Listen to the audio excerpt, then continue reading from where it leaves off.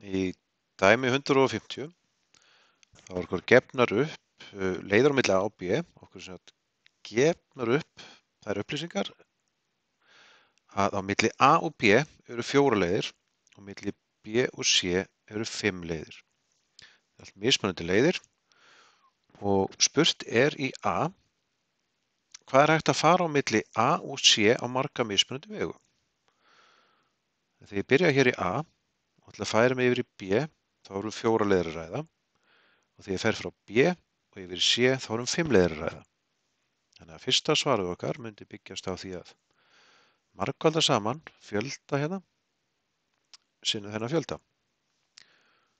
4 sinnum 5.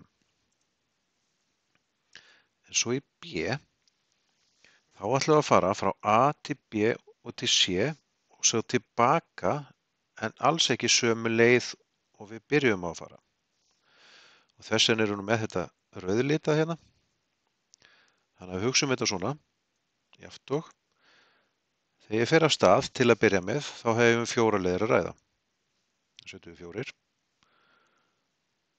Sinnum fjöldi mögulegra leiða frá B til C sem er 5. Og nú er ég þá komin hingað. Og þegar ég ætla að fara tilbaka þá má ég ekki fara sömu leið og ég kom. Sem sagt, ég mætti ekki velja þessa leið, heldur eingöngu þær leiðir sem ég hef ekki farið áður. Og þá koma eingöngu 4 til greina. Þá setjum við næst sinnum 4. Þá erum við komin hingað yfir B. Og sömu segja þar, sem ég hafi farið þessa leið í upphafi, þá koma eingöngu þessar 3 til greina þegar ég ætla að fara yfir til A. Þannig að ég enda á að margfalda með 3. Dæmi búið.